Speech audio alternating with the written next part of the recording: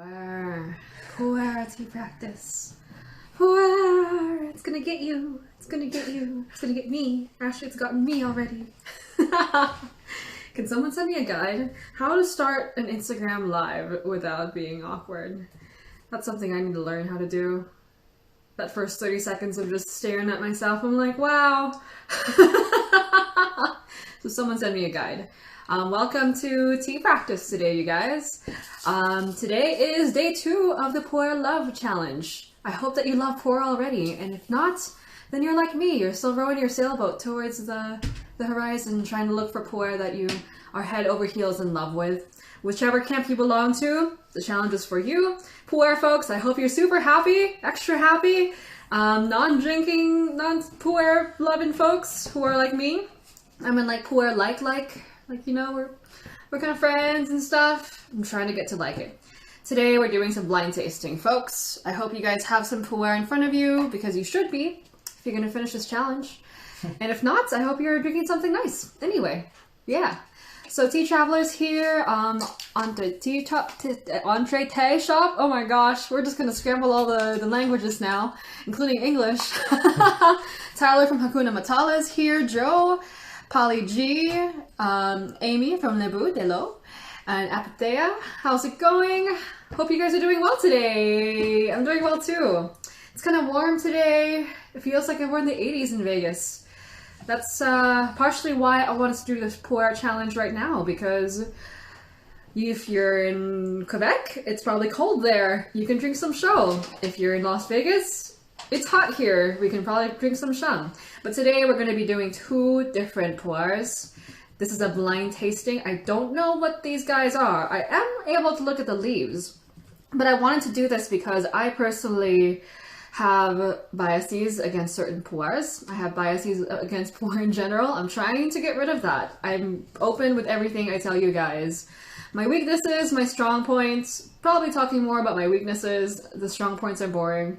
And Puerh is my weak point. I would like to learn about Puerh without the preconceived notions I built in my head. And so for some of you who are first getting into Puerh, it's kind of a good time because you're not sure what you like. So when you open that package, like Joe, when you had that Gongting Puerh from yesterday, you don't know what's going to happen. And I kind of miss that feeling. If you do know Puerh and tea and have been looking at packages for a long time, you kind of have these built-in preconceived notions about what the tea is going to be like. This is what I'm trying to do here, is to break those down, because I'm sure if I look at this package and I'm like, oh, it's from so-and-so, I really like them, the Puerh is great. Oh, but that's from so-and-so? Oh, like, that's not really my style. And you might subconsciously not like it as much because you have that idea of what's going to be like. At least that's for me. I'm very human, and I tend to judge things very quickly, whether or not I think I'm going to like it. So we'll try to get rid of that today. Camelia's Treaty is here too, and Jeremy, bonjour. How are your 4 Puerhs doing today? Apparently Jeremy from TJ9 is going to do 50 Puerhs, correct? Thank you! 50 Puerhs! Clapping. So yeah, Puerh challenge is for people who want to get to know Puerh more, figure out which ones they like, and for you, you know, Jeremy, and people who like Puerh, you guys should do more. Or try things that you're not used to, you know? Yeah. So I don't know what these are. I'm glad. I'm already making, you know, judgment calls on how the leaves look like. I should just not do that. I am going to try to figure out what these are, but that's going to be the second priority today. My main priority is to figure out if I like it, and just try for once in my life to just experience the tea as it is. It's a little bit more difficult for me to do that in front of a camera. I'd like to do our crazy experiments together because it gives me something to talk about. If you're like, what's your opinion, Ree? I'm like, I don't know, don't ask me. I'd rather talk about the tea. So this will be a little bit challenging, but it's okay. Just want to be candid and share that with you. I don't know what to expect. I'm very thinky and like all over the place. You guys know this already. So let me know what you're drinking today. If you're drinking a Puerh, I hope you've taken that picture so you can post it up on the gram or on the Discord or both.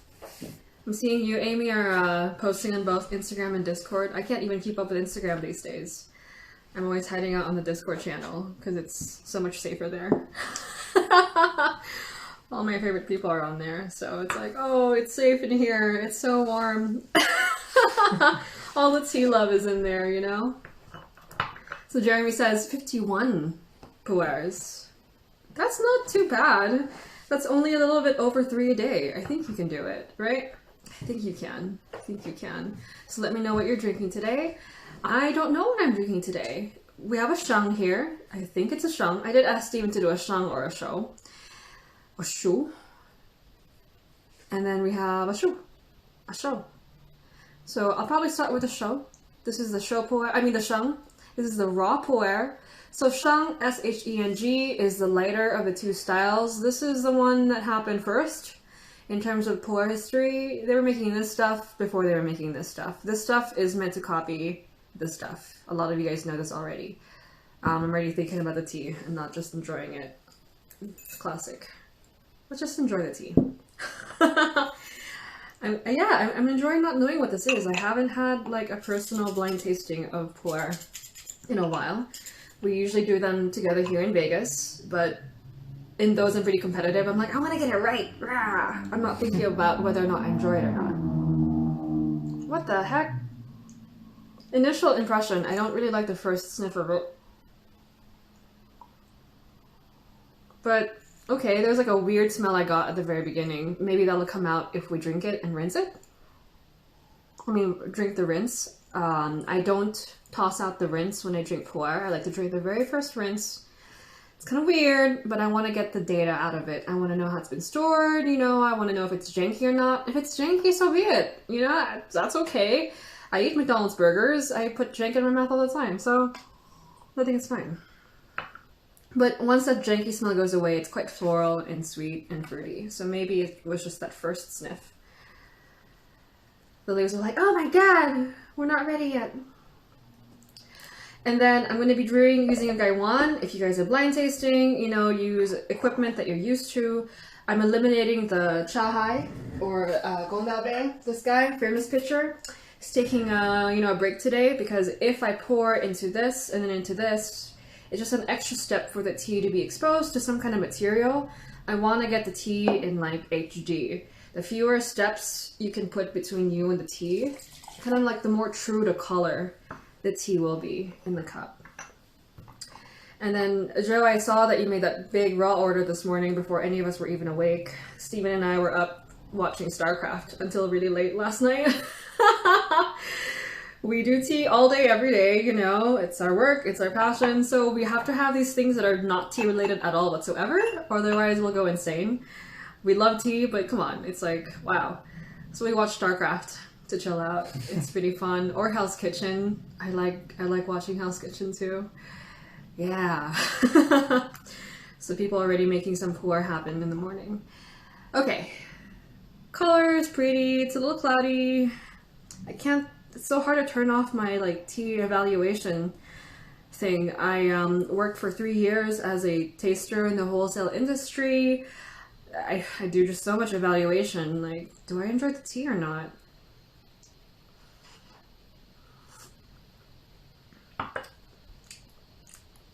First sip is kind of weird, you know? It's like really intense. I feel like, again, the dog that you want to like bring to the bathroom. I'm like, no, no. It feels pretty intense and I'm kind of nervous. I see the REG show is here. Lochan Tea, how's it going, you guys? It's been a long time. And Dual Ali Linder, right? I speak one language and I can't speak it right. I'm so sorry. Welcome to the tea practice. Today we're doing puer. It's a blind tasting. This is a mystery sheng. I don't know what it is yet. I don't know if I like it yet either. Camellia Streety says, still looking for a show I like. You should meet Steven. Steven is always like, why even buy show? What's the point? You know? Even from vendors that we like, I look at the shopping list he has, or shopping cart. I'm like, there's no show in here. He's like, what's the point? I don't agree with him. I do like some show puers, but it does depend for sure. If you don't like it, that's fine too. So by the end of this challenge, I just want you to try even if you don't like it, if by the end of the challenge you don't like it, you'll be like, hey, at least I tried, you know, but we don't know for now. Mel from Akasaka Yuki's here, Esther is here, how's it going? And Marco from Entertainer. I was trying to channel you. I was brushing my hair because I don't wake up like this, right? I'm just like, oh god, I gotta brush my hair. I'm like, bro, I wonder if Marco sleeping by the time we do these, but I'm sure he'll pop up once we do the Puerh challenges. So, yeah. Ciao, how's it going? Camellia Streety, I don't even have any. Go order some. Especially Sho tends to be pretty cheap, so that's the good thing about them. If you need any recommendations, let me know. Crimson Lotus up in Seattle, our local tea shop here, Tea and Whisk. Zwowang. He didn't even buy any Sho Puerh from our okay, fine, whatever. Footsteps Around the Globe, how's it going? Hi to you and to your son as well. Jeremy, ate Sheng over Sho, but Sho is always nice. Yeah, I have opinions about tea, but I'm like, I like variety, so even if I like a certain thing, I want there to be something different sometimes. I really like to mix it up. And Marco, good news for you. We're pushing these lives back 2 hours. So that's some news for you guys. If you catch us at this time, I noticed that we're being very California and Nevada central. Like, sorry, we're Americans, we think about ourselves. But this is not the best time for a lot of the people who actually show up. So we're going to be pushing back these live streams 2 hours tomorrow. Forward. Oh, forward. Yeah, forward. If you go, yeah, so early. So 2 hours earlier than right now is when we'll start these, okay? So 1 p.m. PST is when we're starting tomorrow, and for a while, unless I get a bunch of people being like, 3 p.m. is a magic hour, then I'll probably keep it at 1 p.m., okay? So yeah, hopefully that helps so that we don't turn our European friends into zombies and we don't starve our, you know, East Coast and Quebecois friends who usually are trying to decide between dinner and listening to this girl talk about tea. So let me know if that works for you guys. Beth7, welcome. We're doing some Puerh practice, mystery tea. It's good that I talk so much because talking a lot allows me to develop the aftertaste in the teas.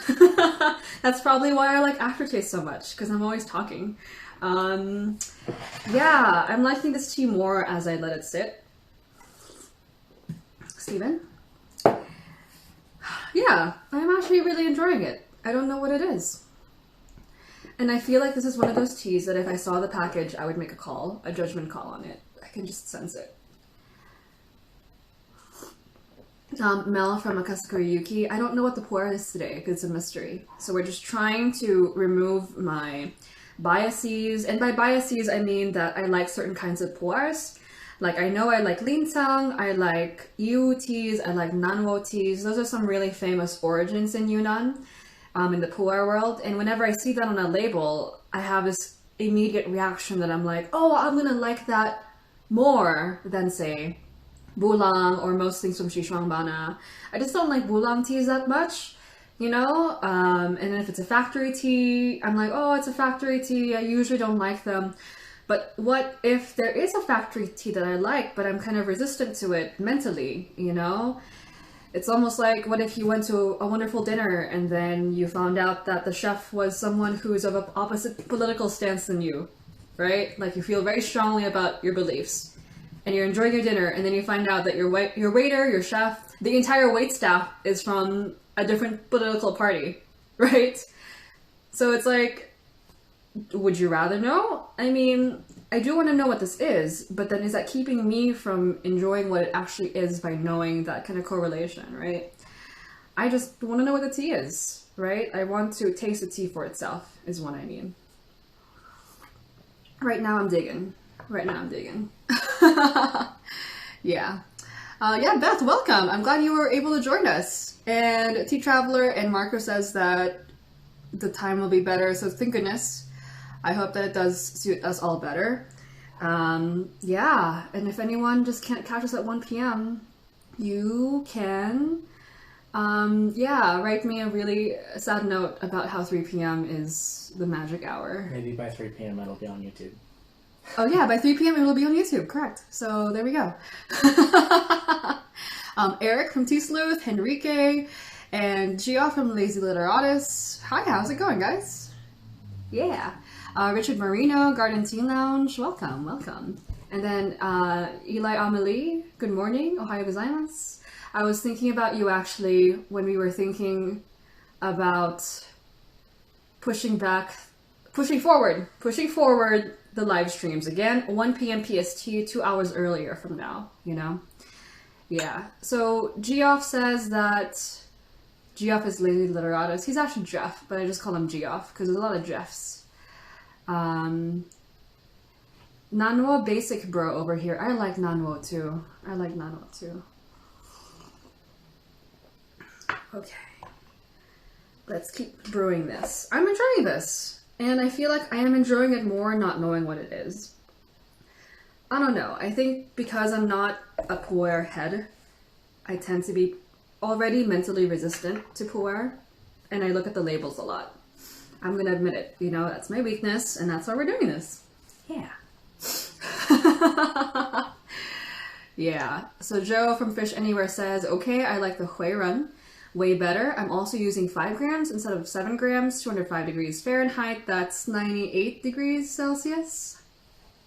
And still short steeps. Good. I think that a lot of people, I've seen people before be shocked that someone's using 5 grams of tea or 3 grams of tea. Like, oh, you can't use that. That's not enough for pu'er. You need to see pu'er with like 7 or 8 or 9 or 10 grams. What's the point of doing gongfu? In a 50 ml gaiwan. In the tiniest gaiwan possible with the most tea. And I, you know, for a long time I was like, you know, gongfu means you need to have 7 grams in a gaiwan. I don't think this is 7 grams, by the way. You'll notice that we don't use that much leaf. I did not weigh it out. So. We don't weigh it out, but this does not look like 7 grams to me. Not even close. But we are sippers, even between me and Steven drinking pu'er. Usually the pu'er beats us if we're going to do 7 grams. So we just use a little bit less. So if 5 grams works for you, I think that's fine. I would like to do tests in the future if whether or not the critical mass is there. Like there's a idea that if you have enough tea in a gaiwan, there's a critical mass you get in temperature. But I don't think so, you know? I really don't. Yeah, it just depends on you and what you want, right? Yeah. Happy Lucky's Tea House. How's it going, you guys? I hope you guys are okay over in Colorado. Esther, so honest with you, I'm the same. I gotta be honest. I just don't like the whole, like, I'm floating on air and my tea practice is perfect. It's not. I suck, but it's okay. We're getting better every day, so that's good. 12 grams? I've seen some people like, oh, I just put, yeah. I'm just like, your gaiwan, like the lid is like overflowing. It looks really cool. And if that's what you like, I'm not saying you shouldn't, but I don't think everyone has to do 7, 8, 9, 10 grams. I did it for a long time, and then I realized I just need less leaf, which is good, because then I save money. I save money. So you all 7 grams people, 8 grams people. I get 2 sessions for your 1 session. Aww. Whatever, we're enjoying ourselves, so it's okay. Whatever works, you know? Beth, I was very afraid of sheng until I tasted my first one. I'm still afraid of sheng, so don't feel bad. Geoff says I can't do more than 4 grams, too rough on my delicate. I'm so sorry. I'll whisper for you. Amy says 5 grams is a max for your heart and stomach. Yeah, I am the kind of person who likes to steep out my tea to the very end. I, you know, want to taste like the water at the very end. I really like going up to like 14, 15, 16 steeps. So even the pu'ers we did yesterday for the stream, we're still bowl brewing them today. You know, Jeremy, that's the Dragon Well cake. Oh, that's the Dragon Well. That's sheng pu'er. That's another story. We're bowl brewing some of these. Oh, Jeremy, I hope you're still here, friend. If not, we can make fun of him for acting like he follows these live streams. But he told us that he likes show pu'er the morning after, right? So we did, and I actually like it. The explanation is that the tea leaves will oxidize more overnight, and it's actually very tasty. This tea developed more like body, more sweetness, more presence. So whereas it was kind of dry last night, today it's more full. So thank you, Jeremy. C'est très bon. C'est délicieux. It's really good. I like it. It's pretty dope.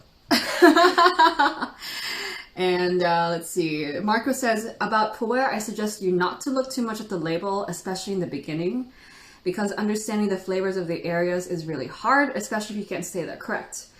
In the beginning, the labels are very confusing. Like, what the hell is 2018 Gushu Shang Nanwo Qiangmu Ancient Arbor Guangdong Store? It's like, the hell is that, you know?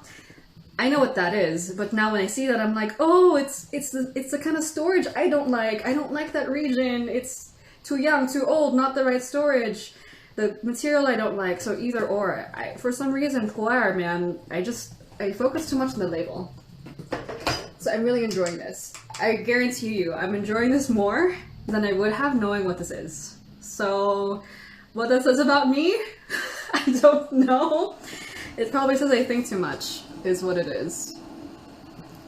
And then Camellia's Treaty, I never measure, but I'm sure I always put less than 7. Yeah, I put less than 7 usually, and we don't measure.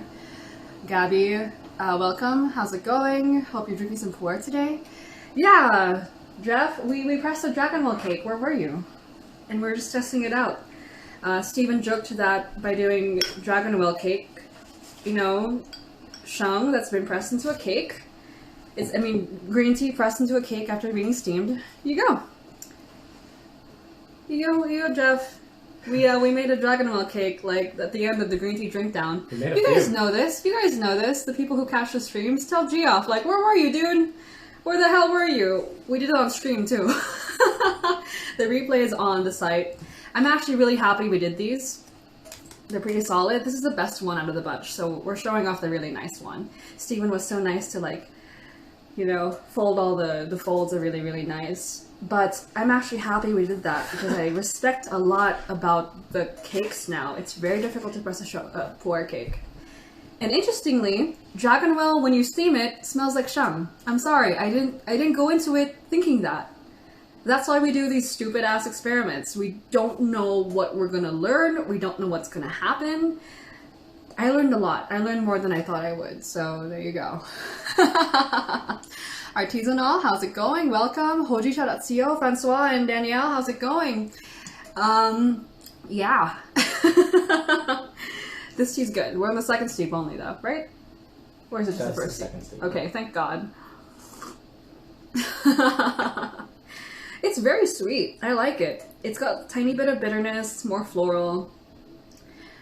Yeah, I'm digging. I'm digging. Do you like it, Steven? Steven knows what it is, so he's cheating. So, and then we got into this argument. Not argument, it's more like a friendly bullying, as my Canadian friends would call it. Friendly bullying about whether or not green tea that's pressed into a cake after steaming is shang. Technically, they're very similar in processing, and people will be like, oh, shampoo, you know, it's sun-dried. We sun-dried this shit, so... After we press the cakes, we put them out in the sun, like we do in Yunnan, just to see if there was a difference in taste. And so, that's why we drank this morning, to see what the taste difference was. We were just curious. And I guess it's an excuse to drink green tea during the Puerh challenge. It's technically Puerh, right? And it's actually improved. I personally was surprised by how good it was. We tasted the Dragon Well before, we pressed it into a cake, and then we, you know, tasted it again after it's been in a cake form, like resting with the other cakes. We're gonna put those cakes into the Shang Puerh Pumidor, by the way. I don't think there's anywhere else they could be. So, yeah. So, third steep of this mystery shang. Smells like shang. It's quite floral and fruity. You know, if it reminds me of something, it reminds me of Iwu.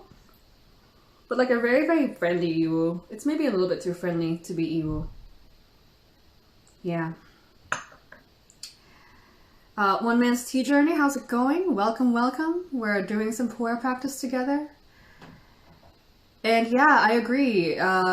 Put how much pu'er you want into your gaiwan. It's just that I find that a lot of people getting into tea will see all these, like, experts. That's us, you guys. And they're like, oh my god, like, they're putting so much leaf. I should do the same thing. Otherwise, I'm not legit. I felt that way. So I'm just sharing my experience starting out my first gaiwan. I'm like, I gotta pack it. And then I'm realizing pu'er is okay if you don't pack the gaiwan. It's not too bad. Geoff says about the Dragon Ball cake, it was. The only difference is an unintentional oxidation step. I mean, it kind of did sort of oxidize. I feel like there's just a smell in it that's just unmistakably sheng pu'er in those Dragon Ball cakes. I wish I could have you guys try them, but we'll make some more. And Marco with really some good knowledge here. If you want to enjoy the session, you can use less sleeves. I will try to do that during this practice because I just can't. I'm not like Jeremy. Jeremy, who's TJ9, he says he drinks 3 or 4 pu'ers and drinks them until the very end. I'm like, what the fuck? Freak of nature. What the hell is he doing?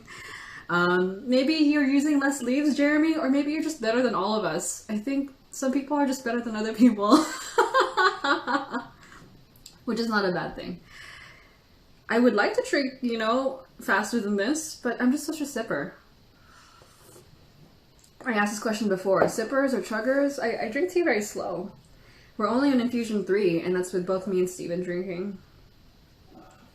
It's sweet, fruity, soft, smooth. I feel like this is tea that...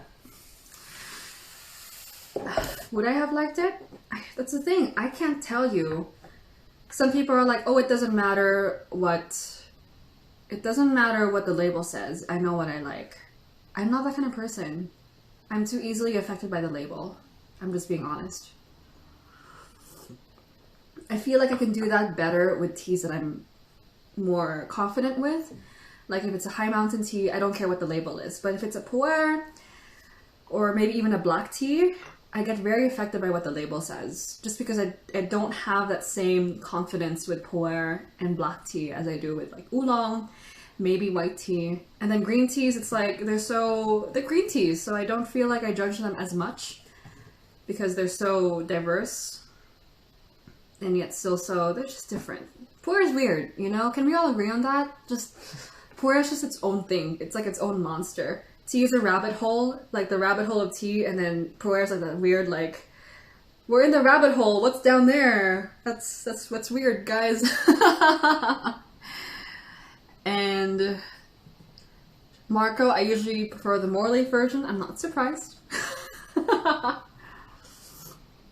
This is good.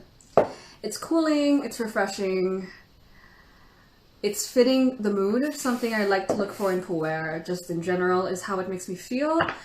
It's quite sociable pu'er. I'm someone who gets affected a lot by the tea and how it feels like. And some pu'er can make you very sleepy or very relaxed or very chilled out or tea drunk. This one is, yeah, nice and balanced and it makes me energetic. It's good. It doesn't make me want to go to sleep. One of the pu'ers we brewed yesterday made me want to just go to sleep, and that was not good. We were trying to get some work done. Sonia for repair is here, and Ispodne Beznoj. Did I get that better than last time? Welcome to the pu'er practice today. It's a mystery pu'er, a couple of them. I don't know what they are yet. If you notice, I'm not babying these steeps very much. I'm just kind of letting it go, you know? Because I've found that this tea is really good enough that I can let it sit. If the pu'er is very intense, or if you use a lot of it, or both, you can't let it sit like this for too long. But I find that really, really, really good pu'er doesn't get bitter, even if you steep it a long time. Famous last words! It's gonna kill me. No, it looks okay. Finally getting some color in this. For my pu'er friends, how's the color of the steep? Looks pretty light. I bet for some of you. We have pu'er friends here in Vegas. I call them pu'er friends. I always joke about this, but isn't it true that in every tea group, there's a pu'er person? If you don't know who that is, that's you. There's always that person, you know? Oh, and so far I haven't found a Puerh head girl. It's always a dude, but I'd like to, I'm sure there's a Puerh girl, like Puerh head girl somewhere. Who is that? I want to meet you. It's usually a dude. Like, I think, you know, Marco, you're the resident Puerh guy. I remember when I was in Torino, I was like, oh, there's always a Puerh person, and they all laughed. They're like, oh, it's Marco. Everyone knows who that person is too, by the way. TJ, Jeremy, I know that's you. I know that's you. It's just unmistakable who that person is. It's not me, by the way. It's not me. But everyone needs one in their group because they expose everyone to very, very different things. Beth, are you the Puerh girl in your group? Because then you'll be the first Puerh girl that I meet. And I don't mean like you like Puerh. You're the person who's always like, Cake's like, try it, you guys. Try it, because that's our Puerh friends. They're like Puerh evangelist. Yeah, they're like, you know, I wake up in the morning and they're in the rooftop saying, "This maha is amazing! It's the best Puerh in the world." I really admire that because I'm a little bit less evangelistic about my teas. I feel just as strongly as the Puerh heads in my group about the teas I like, but I'm not as confident saying like, this is the best, but they're like, Puerh, you know? Yeah, I really admire that. Yeah, so this is getting a little bit darker. Still no bitterness. You saw how long that went. And I'm not just forgetting about it. I just, from the very first steep, I could tell that it could handle a little bit more, you know, temperature. By the way, friends, I am trying to remember to put my Gaiwan lid on. We did that side by side a couple of weeks ago, and a couple months ago we did it twice already. Does it matter if you leave the lid on or off, or you leave it off in between steeps, or just off altogether?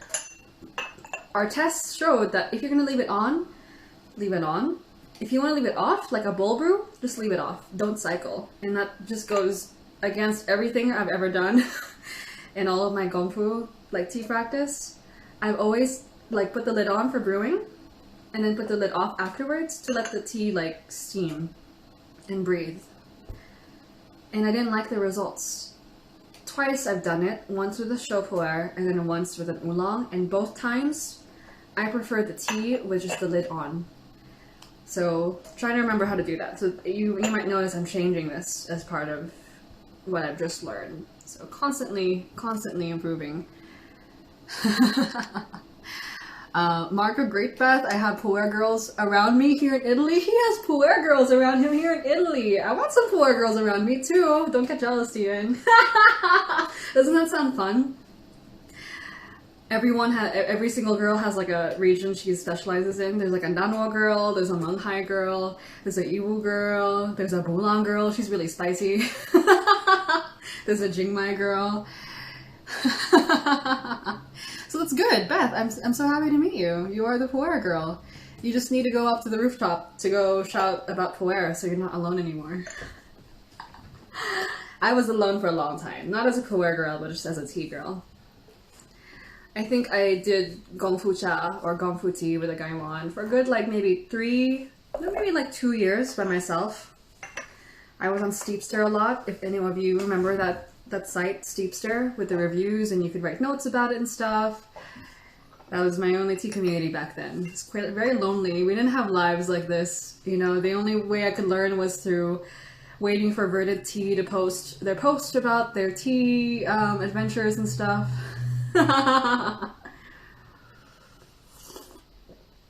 Yeah. Right now it's a lot better. It's not so lonely anymore. Jeremy, imagine a Puerh dude dating a Puerh girl. I think the planet will explode if it ever happens. I would like to see that. I mean, a lot of our favorite vendors are a Puerh girl and a Puerh dude. But I honestly think the dude is more the Puerh person. The girl is just like a regular tea person. Like a tea girl. She likes tea. But she's not like, rah. So Glenn and Lamu from Crimson Lotus are a Puerh guy. and a Puerh girl, Scott and gosh, what was her name? Gosh, I forgot. Anyway, Scott and his wife from Yunnan Sourcing, right? They just started saying her name out loud on their social media. So they're like a Puerh guy and a girl too, but I'm just talking like that same like rah energy. I mean, you've seen what happens when a oolong girl and an oolong guy start dating. That's me and Steven. But it doesn't really count. We're both like too polite to talk about. And we're like, we're just drinking oolong. And if someone's like, oh, Puerh is the best, we're like, Sure, okay. okay. You know? But the planet will explode probably. I would really like to see that. Beth, do you have a Puerh dude in your life? That would be really interesting. The Puerh guy we have here in Vegas is single. I would love, now I'm like, we really need to find Ken, a Puerh girl. Vegas friends, you know Ken, he's a Puerh guy. Can we find him a Puerh girl, please? Fantastic Claire is here, 23 Axolotl, hola, ¿cómo estás? How's it going? And Pardesi Trotter, welcome to our Puerh practice. Day 2 of the Puerh Love Challenge. I'm technically not logging in my teas yet. I'm not including the teas we do live because I want to make sure I do my own practice off of live.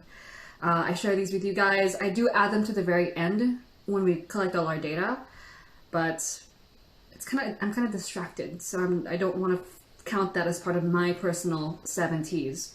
The challenge is to drink 7 Puerhs within the next now 14 days from now until April 15. And then at the end, you need to tell us what your favorite one was so you can make an opinion, you know? This might be one, I really like it. I'm really surprised by how much I like this. Do you want to guess what it is, or it's you very just want to friendly. say that you like it?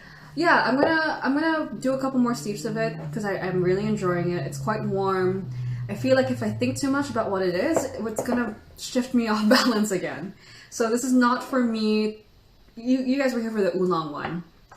For that one, I wanted to figure out what it was. Here, I'm gonna guess just for funsies to see if I can figure out where it's from, the age, whatever. But really the point is, do I like it or not? And do I want more of it or not? Because if it turns out to be a bulong, which whenever I see bulong, I'm like, that's scary. Or jingmai, I'm like, I'm not really into jingmai. I'm more of like a linsang person. I like nanwo. Like, I just have seen the regions of Puerh I like more. It'll change my mind, and that'll be interesting, you know? Marco says, I'm a bit in search of a Puerh girl, honestly. Sometimes you want someone who can understand your taste. It's true. It's true. Right, Steven? Luckily, me and Steven have the same taste. Luckily and not luckily, because whenever we shop, we differ barely. Like, yeah. Steven likes dongding a little bit more than I do. I like high mountain oolong like a tiny bit more than he does, but it barely comes up. If he says, let's brew dongding, I'm like, yeah. Teaware is a financial issue. Teaware, we like the same teaware. So there's no like, why would you buy that? No. He's like, look at this. And I'm like, wow. So the people in Quebec who've been talking to us, like Jeremy, you were showing us your gaiwans yesterday. Today we've been looking at those today already. Oops. Any of you guys date someone who is or is not into tea, or married into someone who is or is not into tea? Beth says she's trying to get her husband into it, but I have to go slow. Just push him into a tub of pu'er. Just do it. That's probably the best way to do it, right? I've dated a non-tea person before and then a tea person. The first tea person, we were so, like, we had the same taste, same views, very tea curious, but a dick. So, you know, and then second guy, no tea interest at all. We were dating for 3 years, and I would test him sometimes. What are the 5 types of tea? He'd be like, oolong, green tea, herbal. I'm like, dude, it's been 3 years. You don't have to love it, but this is my everything. You know, like, come on, you can't name the 5 types of tea. And then there's Steven, who's my liability because we just spend too much on the teas because we both like the teas. So there's the pros and cons, but overall, we really enjoy it. I'm not sure if you guys know, but I met Steven through a tea workshop that I hosted here in Vegas. That's a secret. Oh, turn red, Steven. Do it. He's actually one of the people who used to come to my tea shops over and over and over again here in Vegas. I thought he was just very into the tea. He says it's true, but I guess it's true because he's still here. But honestly, I'm not sure if Jeffrey from Lazy Literatus is here, but he has this theory that relationships in tea can't be successful, or it's too cheesy. I don't know, are they cursed or something? I don't believe that, because I find that tea people are really awesome, right? Like, all y'all here are pretty awesome. I would trust any of you to, like, I could give you $100 and be like, please don't take my last $100, and I think I could trust you guys to do it. Just everyone I've met in the tea world is pretty awesome, on average, right? What other hobby or situation or group of people would you find this quality of people than tea? So I'm like, I wonder why people don't find more people who are into the same things in tea. It doesn't happen as often as I thought. And then I met Steven. I'm like, okay, there you go. Yeah. I'm trying not to be afraid of Boulang, Marco. Back to the tea. I don't think this is a Boulang. If it is, I'm going to be shocked because it's very, very soft. Boulang tends to have a kind of bitterness that is very obvious to me. This is not very bitter. I think it's a linsang. Which is very, very friendly. Super friendly. So I asked Steven, though, to pick some teas that might be more challenging for me. So I wonder if this is something I thought I might not like, but I'm actually liking it. You know? Mel says, new dating app idea, matching based on tea tastes? That would be great. And then Joe from Fish Anywhere says, I'm in search of a tea scotch beer fisher girl. I have my work cut out for me. I can imagine there's someone like that, just someone who likes life, you know? Stay in the tea community. I think that you'll be more likely to find someone who's not just into what things you like, but who's also a quality person in the tea world. Yeah, both friends and boyfriends with an S. Ooh, what does that mean? You just find good people, I think, in tea. And as someone who's also worked in the tea industry, I worked with 200 to 300 tea businesses, you know, and very few dicky people, which is pretty impressive. You know, like, I never had issues from my clients. It was always like, get the tea in on time, or education, or money, you know, but never any dicky people. Very, very few. Very few. Yeah. And then Marco says, also because Boulang is quite a myth, that area is really huge and full of different mountains and quality of tea. Correct. So not only is Yunnan super huge, Boulang's huge. Iwu, for some reason, everyone has Iwu tea. How is that possible?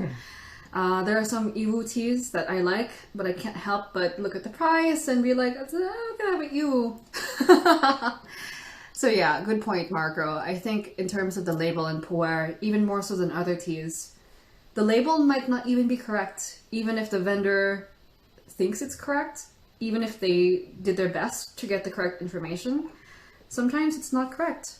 And that's why we said in our blog post, our announcement for this challenge, you don't have to pick a tea that's from Yunnan specifically. If it's from Laos or Burma or Thailand, and it's a Puerh style tea, because there are some of those, like Laos Puerh or Burma Puerh, Thailand Puerh, I think I've seen some of that stuff. That's okay, because we might be drinking some authentic Yunnan Puerh that already has some of that material anyway, so no problem, no problem. Esther says, my boyfriend of 8 years is not so much into tea. He likes it enough, but he's not that into it. So there you go. At least he'll drink Puerh. He says he loves Puerh. She says she loves Puerh, though, unlike me. Sometimes it's good to be together with someone who doesn't have the same taste as you. Because me and Steven, that's why we do these challenges, because we gotta push forward. Steven asked me the other day, should we buy matcha or Puerh? I'm like, are you kidding me? We're about to do a Puerh challenge.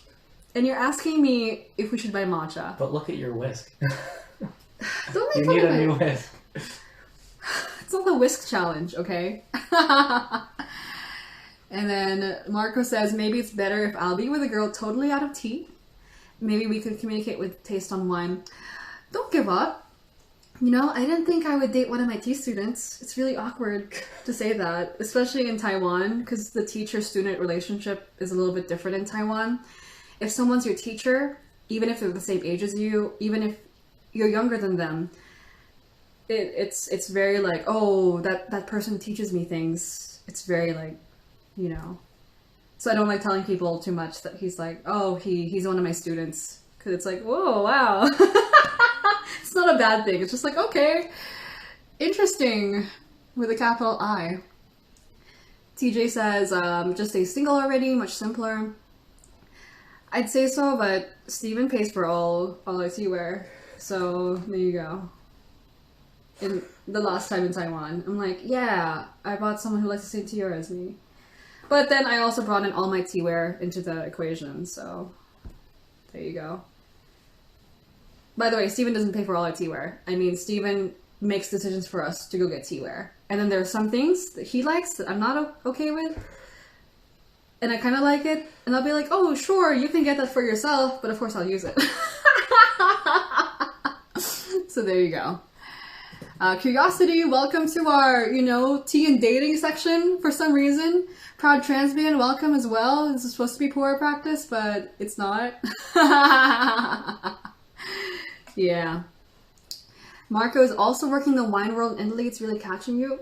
Same thing. You know, I found a lot of wine people really get into tea quite easily. They like both. I love both as well. I love both as well. Waiting for a Thai pour as we speak. Esther says, that's interesting. That will count for the challenge, so don't worry about it. I'm glad we were able to clear that up. Brandon on Earth, welcome to our Puerh practice and dating channel for some reason. And Ian from Dottie Tron, how's it going? Jeremy asks, is having a 25 cake collection too much?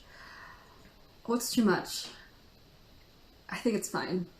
I have more Puerh than I thought, but less Puerh than I'd like to have, which is a dangerous way of thinking. So this tea is good, you know? It's very like jolly and energizing. I'm really digging it. It does really well with long sleeps in a gaiwan. It's not too bad. Yeah, I really like this. And would I drink it again? That's the thing. I'm like, I wish I would look at Puerh as something I can drink every day, but I'm not seeing this as a daily drinker, even if it's super friendly. Why is that? It's just not as comforting to me. It's a little bit more challenging. I like to drink Puerh when I'm with other people too, I notice. So, yeah. Here you go, Steven. Now, what do I think it is? I think it's nice leaves, you know? They're really big leaves. They look like what you'd call old tree leaves. It's hard to tell. I'm not an expert in Puerh, but look how fat those leaves are. Very nice looking, very supple. We can do the same thing we do with oolong with Puerh leaves.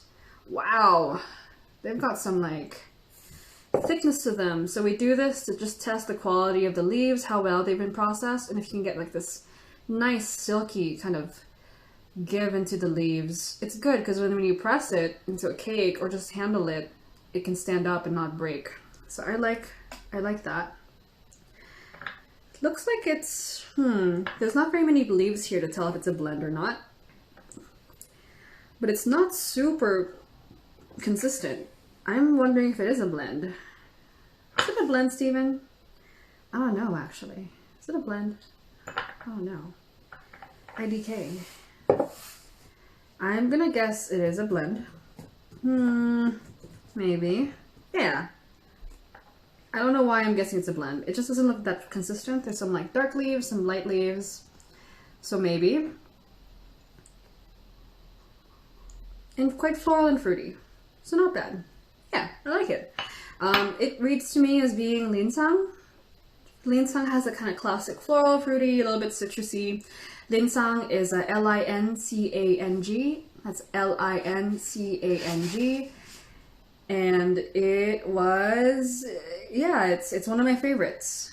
So I'm almost saying it's linsang because I like it, rather than more of a confidence that it is linsang. It doesn't read to me as being iwu. Maybe it is iwu, actually, because we didn't put that many leaves in it. Could also be like that loose leaf iwu that I had from New Century Tea Gallery. That one's a little bit more bitter than this one, though. So, oh no. So, but the point is to blind taste this, not to identify the tea. Just a bonus, if I get it right. It's more of, do I like it or not? If I like it, what can we say about it? The Puerh challenge, Puerh Love challenge. For those of you who aren't habitual Puerh drinkers, we want to figure out what you like. And do I like this? Yes. Do I want more of it? It's weird because it's so friendly. It's like a nice everyday drinker. I guess I would do this for everyday drinking, but I don't have an everyday Puerh habit. I'm not sure. Do I want to drink this every day? I don't think so. I just, It's like, it tastes like an everyday drinker, but I don't drink Puerh every day. Maybe if I reduce the amount of leaves and put it in a bowl, I might enjoy it. And maybe if I'm drinking tea while talking on the Discord, I could imagine drinking this. I don't know. I feel like it's just a very sociable tea. And now we have this really good memory of drinking it together and talking about, life and love and all that wonderful stuff. Tea is very sentimental for me, so I attached like memories to teas. So even if this is a tea that I don't think I would like in the future, I can't undo the fact that I like it and I had a good experience with it. I'm happy that this happened because that's what I wanted to happen for this blind tasting. So thank you for being such good company. Yeah, so it's a 1 to 3 year old, 3 to 5 year old Linsang that's been no particular storage. I think it's a blend. I don't think it's a single tree. Maybe it is a single tree. It's so smooth. But they're so like, the leaves are kind of... What do you think, Marco? Help me out here. It's like the leaves are kind of different colors. The stems are different colors too, which to me says it's a blend. Yeah, I think it's a Linsang blend. But the leaves are so like, the leaves that are there are very, very nice though. Yeah. What do you guys think? Guessing time while I look at your messages. Ian, we Puerh people have been training for this moment. Quarantine making us finally drink to the collection. There you go. You're welcome. Ian, by the way, is the guy who inspired this whole thing, so you can go throw your Puerh leaves at him. Yeah.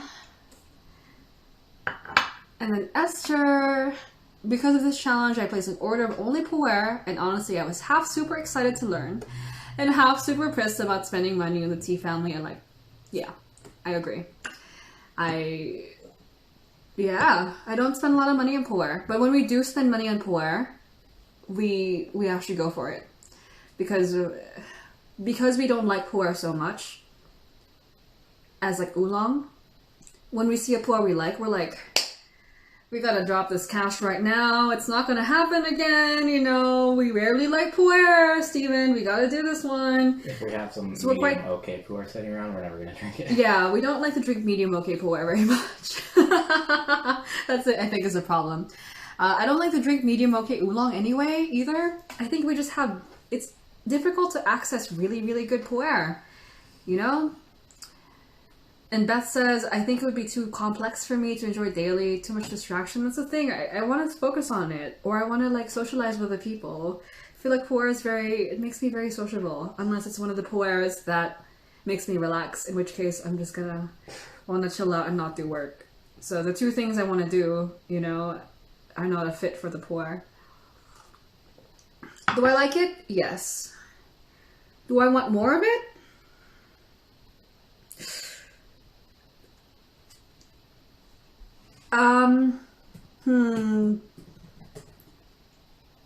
No.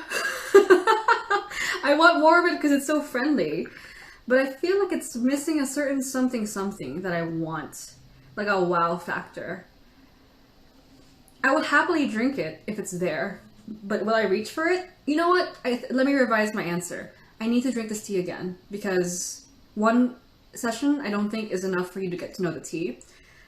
Do I want to drink it again? Yes. I don't know if I want more of it yet. So that's the correct conclusion here. I want to drink this tea again. It's not offensive. I really like it. So I'm going to probably pick this up again from the stash over the next few weeks and do some study with it to figure out if I really want more of it. It's like the second date, you know, first or second date. It's like, you know you like it, but do you want to like take it home and stuff? I'm not sure yet, but let's go on another date. So yeah, that's how I feel about this tea. What is this tea, Steven? 2017 Wild Iwu. 2017 Wild Iwu. Okay, so... And that's all it says. Got the area wrong. I got the area wrong. I got the... You said 3 to 5 years. I got the age right.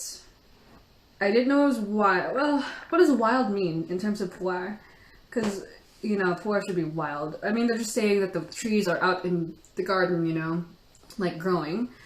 So I think by wild, they probably mean the trees are growing on their own, but they're not super old. Because if something says 2017 wild on there without like old tree or something, it's probably not old tree.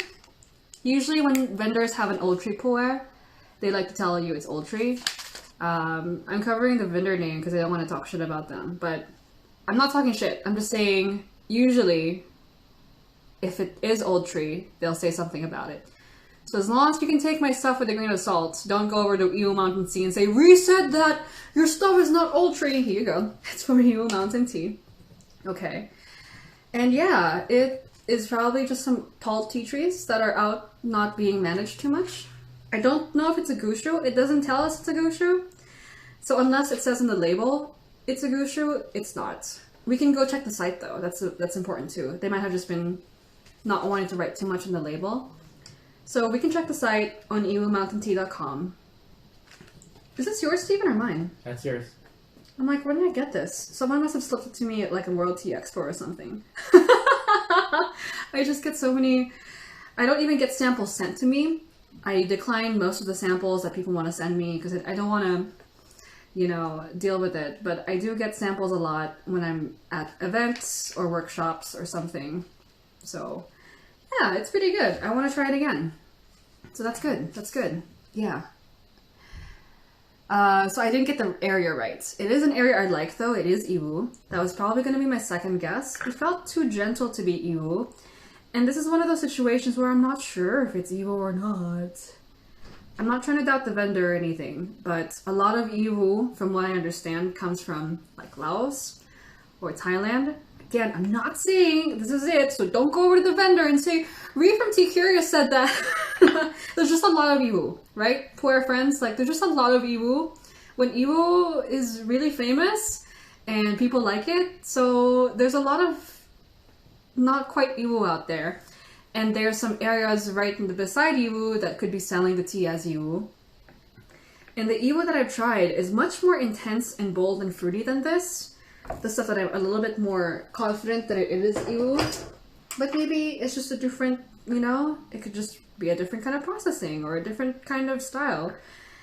Everything that I guess here is just for myself. Don't take it as fact. I'm just thinking, you know, critically thinking, making guesses. Either or, the most important thing is that I do like it, and I'm going to try it again eventually this week.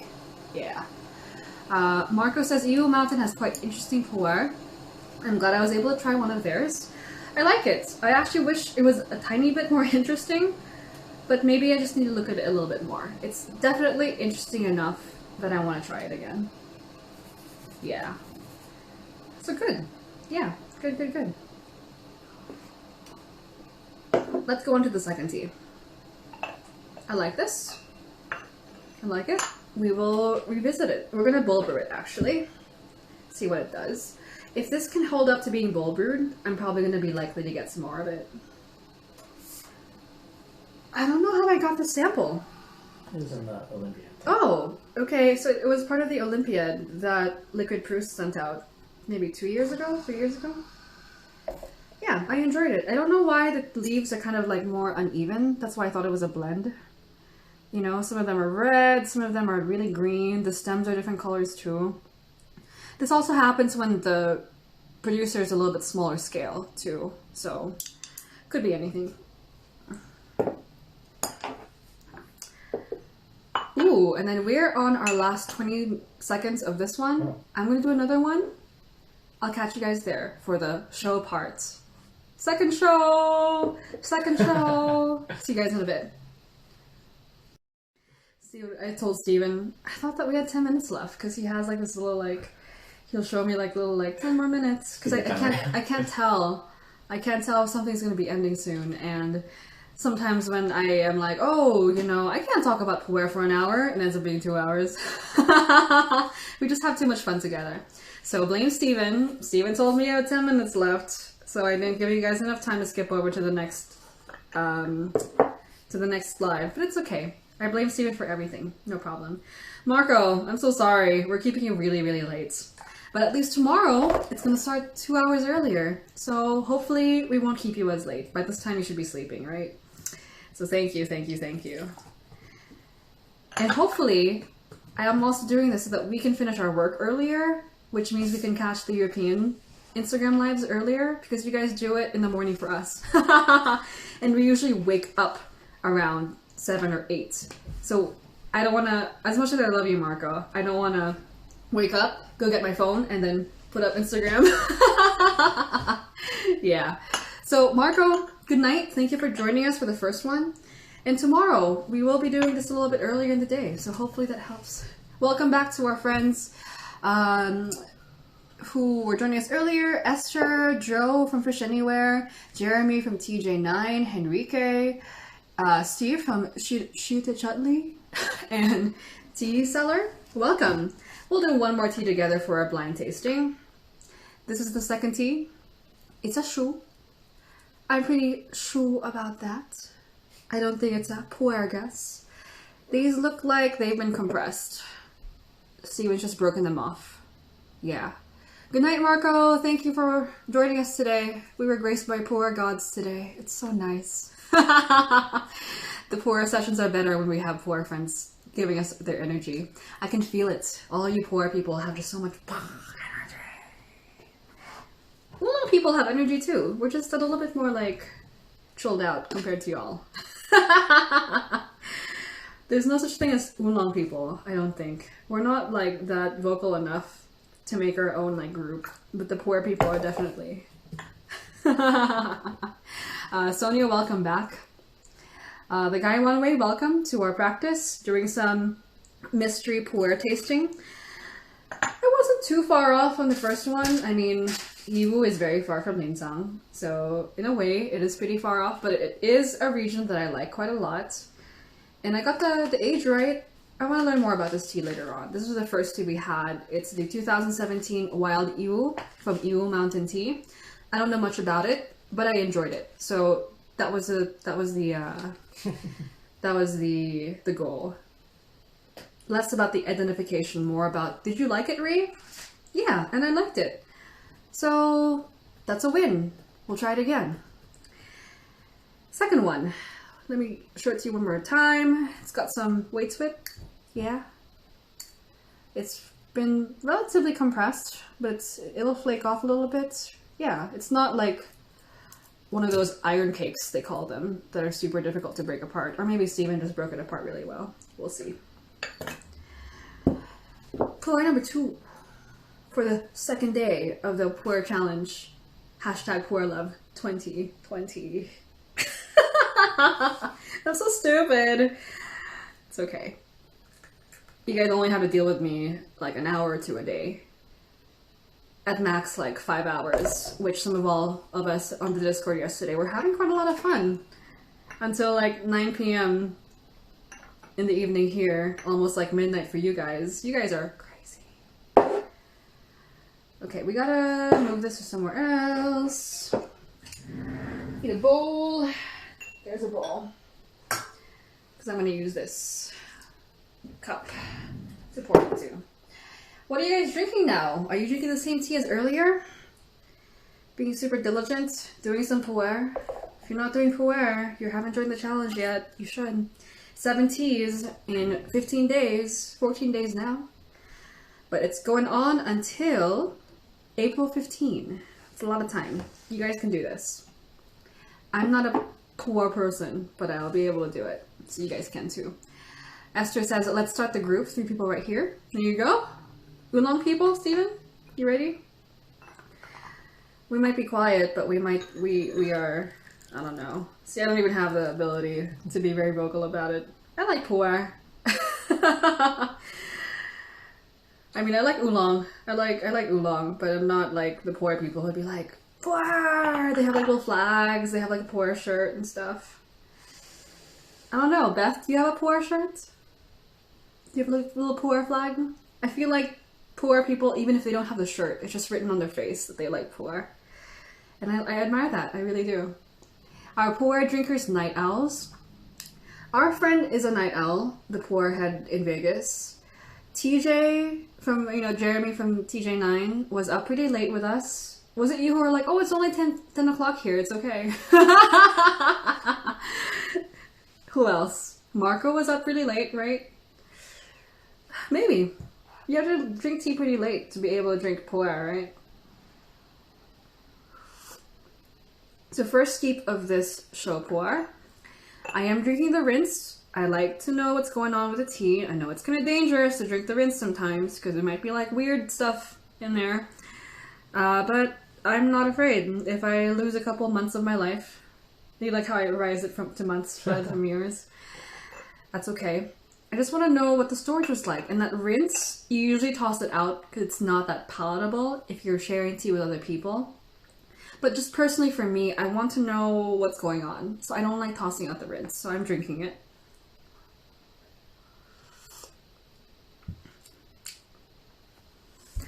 I don't love it so far. It is the rinse though, but I don't love it. I'm already bored. Here you go, Steven. Have some. Beth says, I can't even type correctly anymore. I drank some show tuo this morning. I started with oolong. You started with oolong. There you go. Where are you based, Beth? Are you also in Europe? I like it. You like it? Yeah. I'm bored. I'm shocked. You don't really like show Puerh that much. I'm just looking for more. I guess I just need to get to the actual tea because this is the rinse. That's probably why I'm kind of bored. Jeremy says, drinking till dawn, YOLO. So were you drinking until dawn this morning too? And then now you're awake already? Beth says, and then I realized I had show Puerh when I was quite young. Oh, okay. How were you able to get Puerh over in Germany when you were young? I'm from the Philippines, and even from across the strait in China, I never saw Puerh. Maybe if I went to Chinatown. We have one of the oldest Chinatowns in the world in Manila, but we're not a tea drinking nation. We drink tea as a medicine. I find that a lot of the countries that have a Spanish or Portuguese influence tend to be very coffee based, and then tea for us is like medicine. Like when you're sick, grandma, mom, dad, uncle will be like, oh, you drink tea when you're sick. So we grow up thinking tea is like the thing you drink when you're sick, which is good in a way because when we get into tea and it actually tastes good, we're like, wow. And then the people who grew up with tea are like, meh, it's just what my dad drank. That's boring. I want coffee. Not always, but it's something I've seen. I'm not liking this as much as the first one. Let me tell you that. So far, it's only steep number 1. I'm calling it too fast, I think. Beth, yes, Germany. So it's really late there right now. Thanks for staying up with us. Or maybe I don't have to thank you because you're a Puerh person. Are you a night owl too? Can I dump this in here? Yeah? Okay. So I'm just gonna dump that. Not bad, but not fantastic. Okay, second steep. This is again a show Puerh. I don't know what it is. It came in some kind of cake. It looked kind of tippy. I don't think it's like a huang pian. We had a huang pian yesterday. Huang pian is a grade of Puerh that's like the older, lower leaves of the tree. A little softer, more sweet, less bitterness, less oomph. See you, Esther. Thank you for joining us. Go drink some Puerh and let us know how the order goes when you get it. And then Beth says, oh, you stayed in the Philippines for 2 years in Tacloban. I've never even been there. It's not too far away from where I lived, but yes. Dale from Chigatai, he's from the Philippines too. Yo, dude, do you know where Tacloban is? Apparently Beth, who's in the chat, has lived in the Philippines for 2 years, even if she's from Germany. How's it going? And hello, how's it going? Dale is one of my friends from high school who saw the tea happen slowly over time. In high school, I was super extra. I would bring like a thermos with me to school and drink Earl Grey in cups. It was really extra. And you would have tea parties and stuff because I was that extra.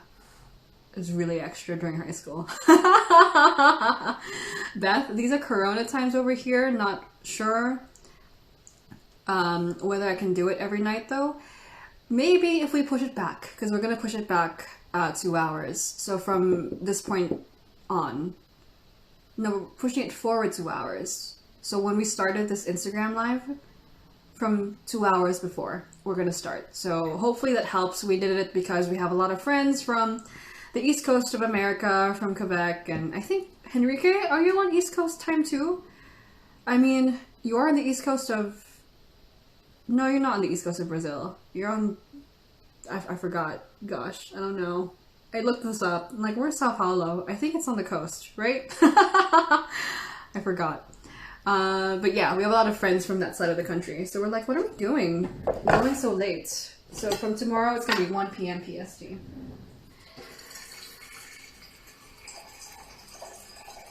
Okay. So far, this show Puerh, still getting to know it.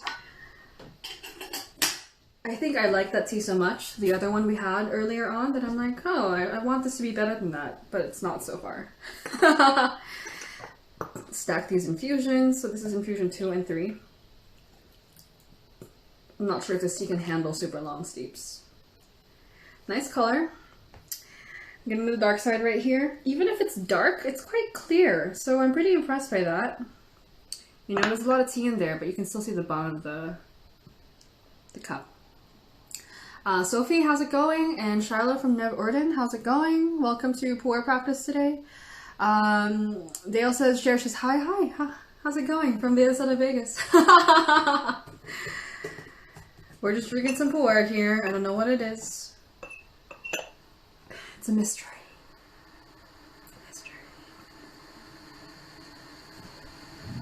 I screwed myself.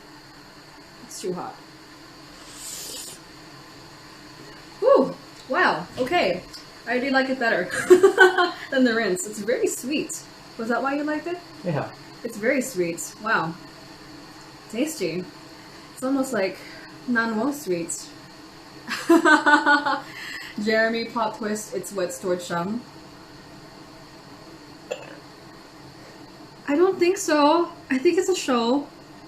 Jeremy, now you're making me doubt myself. I'm pretty sure it's show. It doesn't taste like shum. It's not complex enough to be shum. It could be wet stored shum though, because I do have some wet stored shum that's been in a sample, like sealed. Maybe I'm wrong. Shiloh says I did a live session with a Fujuan cha. I saw the Puerh challenge tomorrow. Cool. I didn't see the live session today, but Fujuan doesn't count for Puerh. So yes, you're doing the Puerh challenge tomorrow. We thought about it. Like, should we include heicha?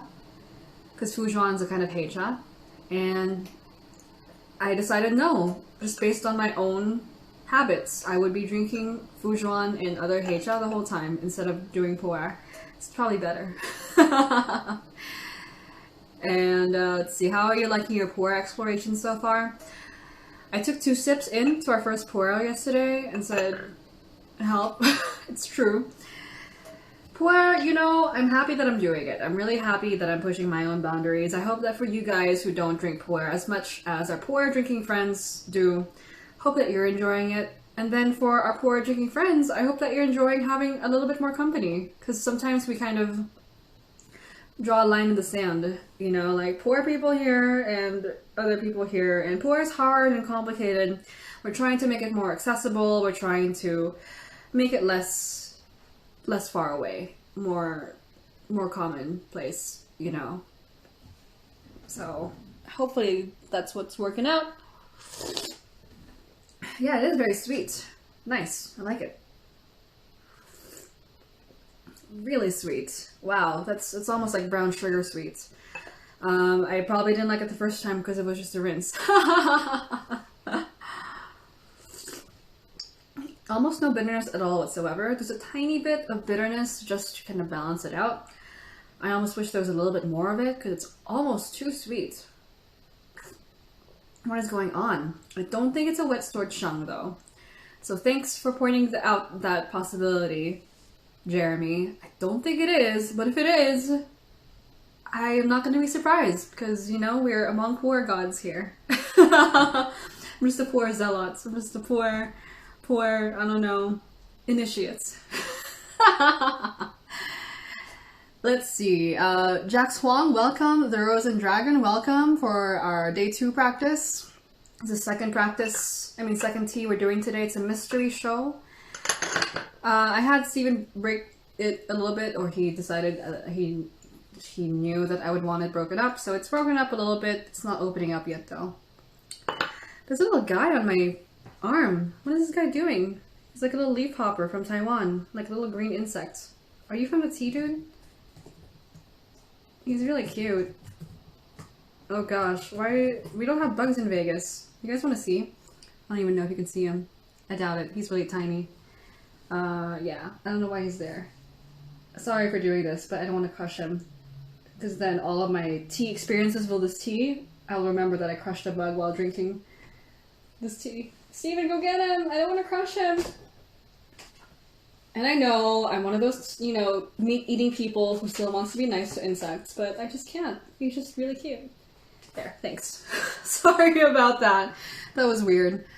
TJ says, speaking of my sleep schedule, slept like a baby, like sipping Yongsheng. Okay, wow. I've heard that from poor people, that it's oolongs that make them stay up late at night, or who can make them tea drunk. Not so much sheng. People's bodies are different, I guess. This tea is very warm. Whew. You feeling warm, Steven? It's hot in here. I don't know why I did that. I'm not going to be able to drink that quick enough. I'm getting tea drunk, I guess. Or tea distracted. I'm getting tea distracted. Whew! The other tea was a little bit easier to have on stream for sure. This one's a little bit like, I want to like go into a blanket and like cover myself and just huddle. And then let's see, Beth says I'm waking up multiple times per night right now, but maybe it's not only the tea. I actually have trouble sleeping a lot, and I was nervous that it was my tea consumption, but I also have trouble sleeping even when I'm not drinking tea. I just always had trouble sleeping. So at least it's not the tea. Makes me happy. Shiloh says he wanted to have some tea hitchhiked from Taiwan. They do look like leaf hoppers, right, Steven? Doesn't he look like a leaf hopper? He looks a lot like those tiny insects that you find in the Taiwanese tea fields that make Oriental Beauty. They're very tiny, so when I was trying to show him to you, he didn't even show up. They're super tiny, so he's kind of cute, but sorry about that. We rarely have bugs in Vegas, so... And TJ says, I've been a barista for a few years. Caffeine resistance is strong on this one. I've been drinking tea for years. You would think I'd be, you know, more resistant, but I found that tea has a reverse tolerance. The more that I drink tea, the less I can handle of it, which is why I drink tea so slowly. I used to be able to just chug tea all day, but as time goes on for me, I can just have one good tea and be done. And really, really, really enjoy it. I'm not sure if anyone else has experienced that, or if it goes the other way around. But I've seen some of my friends also say the same thing, that as time goes on, they become like less needing to chug so much tea and just drink a little bit. And I have some friends who go the other way. I'm like, I just want more tea. The more that I can handle, the better.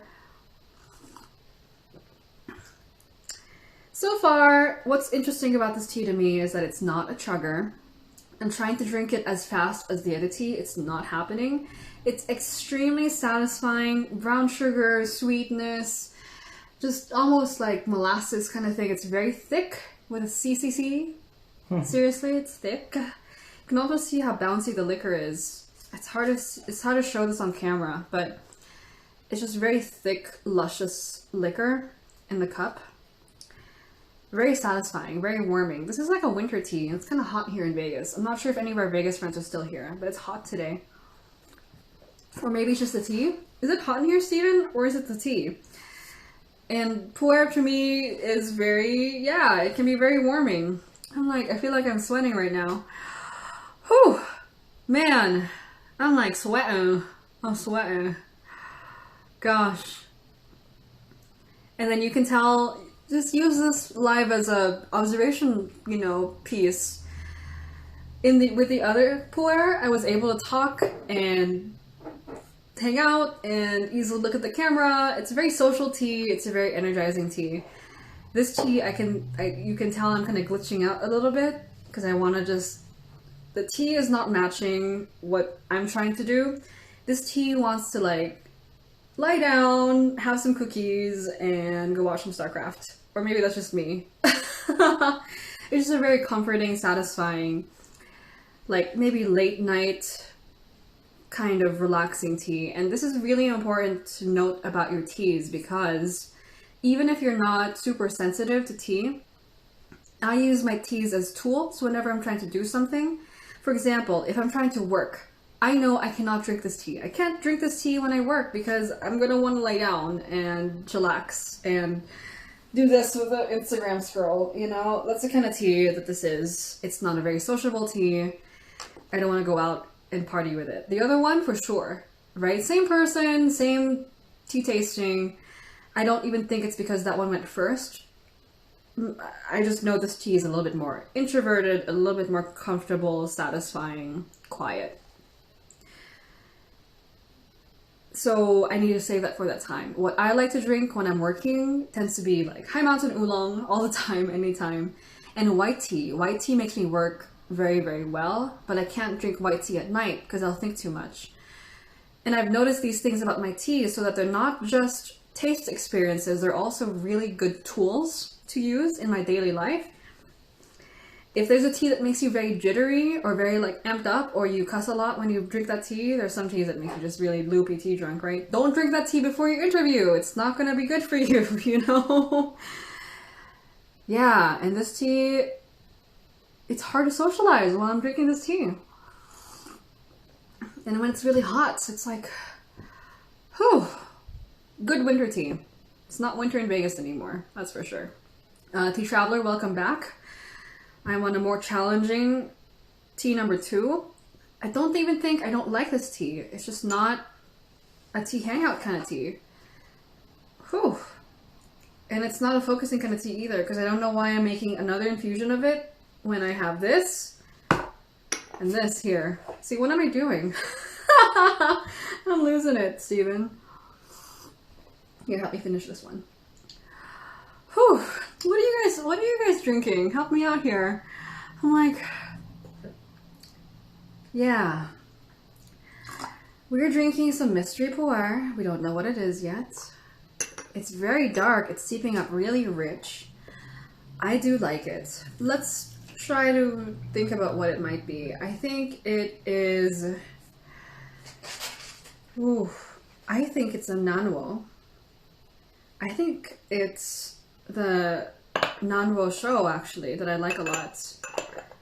Steven, I think that's what this is. It's very warm. But the nanwo show is loose, so it can't be that. What is this tea? I think it's a nanwo tea. It's very soft, you guys. I know I'm not being very vocal about stuff, but it just is what the tea is doing. Isn't it funny compared the first half of this, or oh, tea and dating, and the second half we're just spacing out. I can't make this shit up. This is just really what's happening. Yeah. Beth says, interesting, I'll try to keep watching this body sensation thing. I really hope you do. It's a little bit more difficult to express, especially since a lot of us want to talk about flavor notes, and it's easier to do that because everyone can taste tea. But I've noticed a little bit traveling to Asia, Taiwan and China, that the people who really drink tea a lot are talking about, how the tea feels and what it does for you and what the character of the tea is. And so for a long time, I was very used to talking about flavor notes, picking out the subtleties in terms of the taste of the tea. But when I went to Taiwan, I was dropping all this like flavor knowledge, and they were like, what is that? You know, what is it? How does it make you feel? And I'm like, I don't know. How does that make me feel? And so nowadays, actually, the very first thing I need to determine about the tea is whether or not it makes me feel good or not. This tea does make me feel good, don't get me wrong. It's just that I think it is a tea that's not very sociable. It's more introverted. We talked about this recently. It's like when my sister and I hang out, if we want to hang out and have like girls time, gossip and stuff, she wants me to bring rosé wine, right? But if we want to be more thinky and, you know, talk about business and life and stuff, we'll drink red wine. And then if we want to be just a little bit more like cheerful and hang out with the kids and stuff, we'll drink white wine. It's not a foreign concept. You probably have friends who are like, oh, you know, I can drink unlimited amounts of vodka. Just don't serve me tequila or don't serve me bourbon. I get crazy on that stuff. Same thing with tea, from what I've noticed. And different people have different reactions, so it's not the same for everyone. Steven and I tend to have the same reactions for the same teas. He differs a little bit, I differ a little bit, but... And then Marco, who was here earlier, entertainer, he gets a different effect than I do. It's almost opposite, where he doesn't ever get hyped up or tea drunk on Puerh the same way. Like, he can handle Puerh all day, but he might get knocked out by like a dansong oolong or something like that, which to me is very foreign because I can drink oolong all the time. It's always great and it usually does well for me unless it's a very bad oolong. But I gotta be careful about Puerh. I gotta pick the ones that work the best for me. Tendencies are. Yeah.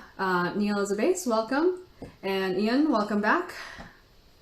You can contrast how I was doing on the first half of this tea practice to the second half. Very different feels. Steve, I think you're rather tea drunk already. I don't think it's tea drunk though. It's not like I'm rolling. I don't want to go lie down on the couch in the way that Ken likes to do. Here in Vegas, we have our Saturday night tea parties and people like pass out on the couch almost. They're just rolling so hard. No, it's a good feeling. It's just introverted, you know? Yeah. Beth says, hey, I hear about the wine. Beth Dansong, yeah, so he says he gets tea drunk from, or gets an effect very strongly from Phoenix Oolong Dansong, which again to me is foreign because I can handle most really good Dansong. It makes me happy. Mel from Akasakura says, lol, like tea drugs, nootropic style focus tea, anxiety reducing tea, Red Bull replacement. Yes, I know it sounds insane, but if you're like, hey Ree, you need to type at 300 words per minute for the next 5 hours. I'm not gonna pick this tea because I'm gonna be like, hi guys, how's it going? If I drink white tea, I'm like, boom. I procrastinate a lot in terms of papers in college. Like when I was in college, I was always that person who was like, oh, it's due on 12 a.m.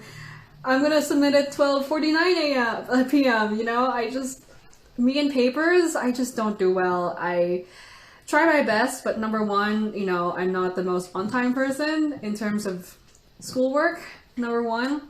Number two, I write really slowly. I'm always editing, like, oh, what I said wasn't good enough. The only thing that saved me to get those papers written that I should have started like 2 months ago were white teas. White tea was, I just took it, Silver Needle or White Peony, like a fresh white tea. I'm not talking about aged white tea. They tend to change the feeling over time. But white tea got me through college. Okay, I know it sounds crazy. It's not like Adderall, you know, but it was my Adderall. It just makes me, whew. So if I'm writing, even today, I'll drink white tea, fresh white tea. And Jeremy says he's a matcha drinker as well. And aged white tea gets you going so hard. Going so hard in what way? You know, in terms of working, in terms of working out, in terms of socializing. It really depends. Beth, if you want to talk about like tea sensation, I highly recommend, and anyone else here on this chat, to follow Floating Leaves. They're Floating Leaves Tea on Instagram, and they're really good about talking about stuff about tea that people don't often talk about. It can get a little bit esoteric, and even I get esoteric too, so, you know, it's just stuff that we observe, and they just talk about it, you know? Just a different way to think about tea. I really recommend following as many different kind of opinions about tea as possible. The more kind of different tea people you surround yourself with, the faster you learn. So if you look at my tea friends, they're all like a jumble. But I learn a lot better because everyone has different experiences, you know? That's why I'm grateful for you guys joining us. We have a Puerh person, we've got Shiloh, who's gone to Yunnan to study ceramics and stuff. I mean, any ceramics question, I'm just like, Shiloh, ask him, you know? Yeah, it's good. It makes me happy. It makes me happy. And then TJ from, Jeremy from TJ9 is working on school stuff and socializing. Interesting. Aged white tea can be very unpredictable for me. It depends. Some of them are like that Wild Mountain White I told you about, which to me is just incredible and makes me happy. Some aged white is just too raisiny, and then I run away. It just depends. And then Beth says, interestingly, it's been the other way around up until now. Maybe Shang is introvert, Shou is wide awake, and White is dreamy. So at least you know what you observe for yourself. Different people, different effects. So when people are like, what do I take for this? I'm like, just trust your body. And tendencies are people with similar, just kind of like wavelengths, I notice, have similar reactions to the tea. So if you're a friend who drives well with you, I find like especially well, like you have the same, similar people seem to have similar reactions to the teas, basically. Can you see me becoming less and less coherent as time goes on? I'm fully here, it's just hard to talk. It's interesting. Same girl, same guy one, same water, just different tea. Boy, it's hot in here, let me tell you that. And then Nihoncha Barista, how's it going? Welcome to our Puerh practice. This is steep number 5 of a mystery Puerh. I don't know what it is, but it's good. It's very introverted. Yeah, I'm probably gonna call it after one more steep so I can go chill out. If you have any questions, let me know. I'm gonna start to try to guess as to what this tea is. I think it is, you know, I asked Steven to pick some challenging teas, so I thought he'd be picking more punchy, kind of robust teas, but this is very good. It's very soft. It's not dry at all. I'm thinking it's one of the samples I never opened, because the samples I do have open tend to be a little bit dry because of the Vegas environment we have here, but I don't know. It's just very sweet. Do I like it? Yes. Remember, this is the purpose of doing this. Wasn't so much to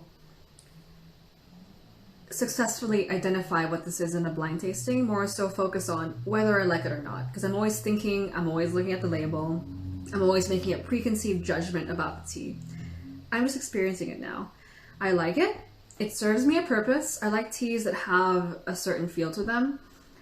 If I want to warm up, you know, I have a tea now that I can do this with. It's very comfortable.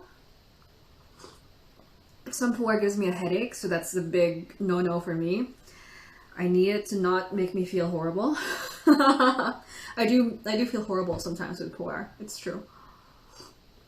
Any tea can do that, but especially with Puerh, I'm a little bit careful when someone's like, Ree, try this! I'm like, you know, Hail Mary, you know, full of grace. I hope that tea is good. Because I've gotten knocked out by some Puerhs.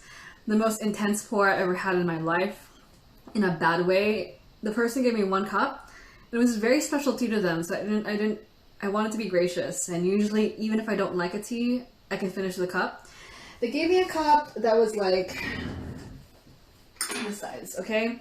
We were doing a group tasting, so they gave me a cup that was this size. And they poured this shang, it was an aged shang pu'er from the 1980s, and they gave me a cup this size. And I took 1 sip, and the tea was so strong, I felt like my vision blanked out for a second, and I felt like I was shot. Like, my body just like recoiled, with the energy of the tea. And I know it sounds crazy, I know it sounds ridiculous, but I'm just telling you what happened. I'm not that creative, I can't make this shit up. The tea was that strong. I couldn't see for a second. And so I came to my senses and I'm like, oh shit. And that was one sip, okay? I didn't just like down the whole like cup. So I must have ingested like a couple ml of that tea, okay? Even hearing myself talk about this experience, and I'm like, what was that tea and why did that happen? It was a regular day, you know, I had eaten, I wasn't feeling sick. We'd had teas up until that point. I remember that same session, I'd blind tasted a tea correctly, you know, like I was there. But yeah, it's weird, but I talk about it because it's real. And if you guys have weird tea experiences, I hope you share them too, because sometimes people think they're crazy, you know, that they feel certain ways with teas, and I think it's important to talk about it. I haven't felt that way in a long time. That was just that one tea. Some teas get to that level where they make me dizzy and stuff, but I've never been shot, by the way, so note that. I have never been shot, but I call it, I felt like I was shot because my body just, whew, wow, it was like a physical feeling that I had. I don't think I actually, you know, like did this in the tea session. There's a lot of people there. I'm like, oh God. And you know, they were so excited to show this tea to me. And I was like, I can't finish the cup. No matter how gracious I'm trying to be, I just can't finish it. So everyone else said it was okay. So it's just me. I don't know what happened. And we went on to drink other teas and I was okay. Jeremy says, happened to me with a 76 Shagwan Sheng. So yeah, mine is from the 1980s. It's a 1980s Sheng I had. It was, I don't know. What? 70s? That was 80s. 70s or 80s. It was like 70s or 80s. I'm pretty sure it's 80s. I don't know where it was from, you know. I didn't get the details of that tea. It was someone's personal collection kind of tea. And yeah, so I'm glad to hear that from you, Jeremy, that you've had the experience too. It's almost like seeing ghosts. It's like, are they real? But this is not that tea. I feel like I haven't been shot. Just a little bit more chilled out. Gabby, welcome back. Yeah, isn't that interesting? It's weird. I don't care if I look stupid or like, you know, Shoen from Floating Knives likes to call it new agey. And I think I feel the same way because I feel like I'd never say that about tea. I've always like kind of approached tea from a very like thinky, structured, kind of left brain kind of way. So talking about tea feels and losing sight is kind of weird. Yeah, I think Shiloh's right. We should have some water before we do this last steep. This will also help clear out the palate because this tea is building up quite a lot. Steven, you still liking this tea? Still digging? Okay. We do need some water, but not too bad. There are some teas that make me feel immediately dizzy and uncomfortable. This is not one of those teas. So after drinking so much of it, it's still pretty okay. But yeah, I'm glad that that happened to you, Jeremy. I'm not glad that it happened to you. Like, I'm sorry that you felt that way about that tea, but it's interesting to share that experience. Okay, what is this tea? While I drink some water. What do you guys think it is? It's a really thick, with 3 C's, not 2 C's, Henrique, 3 C's.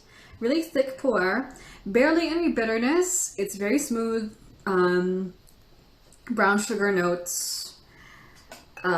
Really dark liquor. It's been compressed. I don't think it's a chatua though. I'm not sure. Then here's the color of the liquor again. Is it like a iwushang? I mean, iwusho? Nanwosho? It reads to me like a nanwosho. It's just super sweet. I haven't had a lot of linsangsho. So we're trying to think about the region because different regions have different kind of characteristic taste, and this tastes like nanwo to me. So I'm gonna say nanwo because nanwo tends to have a lot of sweetness. When I see sweetness, I think nanwo, like cane sugar, brown sugar kind of sweetness. I think nanwo. I don't think it's bulang. Bulang tends to be kind of bitter. Jingmai tends to be a little bit more like herbaceous, bitter, spicy. Just to me, okay? These are just my tells. It might be different. I'm not an expert. I'm just trying to think. And the purpose isn't for me to get this correct. This is just for funsies now to see if I can guess. I do like this tea. I want to revisit it again. I would like to try it in a pot to see if I can get it even more sweet. And probably do like a nice focus session with Steven, because I think this is like a good two-person tea. One-person, two-person tea. Think about which teas in your collection are one-person teas, two-person teas, six-person teas, 10-person teas. It's going to help you with your tea practice, because then you can better host a tea session with someone. If someone needs to have like a slowdown, you'll have the tea for them. If someone needs to kind of pep up a little bit, you'll have the tea for them. It's a good skill. I'm still learning about it myself, but I like having that ability to adapt to what the space needs to be. So this is a 1 or 2 person kind of tea, I'd say. Maybe 3. There are certainly 1 person teas. This is introverted, but I can imagine just having 1 or 2 people with me. So yeah, Steven, what is this? Tell us what it is. I think it's, hold on, the age range. I think it's probably not dry stored. I think it is wet stored, but not like Hong Kong. I think it is, again, between 3 to 5 years of age. Okay, tell us what it is. I'll just give it to you. Ooh, this is Crimson Lotus's CPTR Paka. It's older than I thought. It's a 2011 show. Somehow. What's that? Somehow. It's somehow not an area that I like. What? Wait, somehow is in Linsang, isn't it? Where's somehow? So this is a show Puerh from Crimson Lotus. It's a 2011 Yinxiang Bay winner. So it's a competition-winning tea, handpicked from tea gardens in Samao. Processing by the China Puerh Tea Research Institute. Wow, that's really interesting. What I'm reading on the label of the tea is not matching what I thought I would have tasted in the cup, because I thought this would be a little bit more, it's by a research institute. I mean, a lot of research institutes will process tea in China and Taiwan, but this seems to be a very soulful tea that I'm kind of surprised that it's so, yeah, wow. So I'm really glad that Steven put this on, because this does not match what I would thought about this tea. And also, Glenn's teas from Crimson Lotus, they tend to be very, very, very intense. So this is one of the softest teas I've had from him. I like it. Yeah, I dig it. It says the name Paka is taken from the native language of the E minority, which means old tea tree. So I wonder if this is an old tea tree one. Good. Yeah. Wow.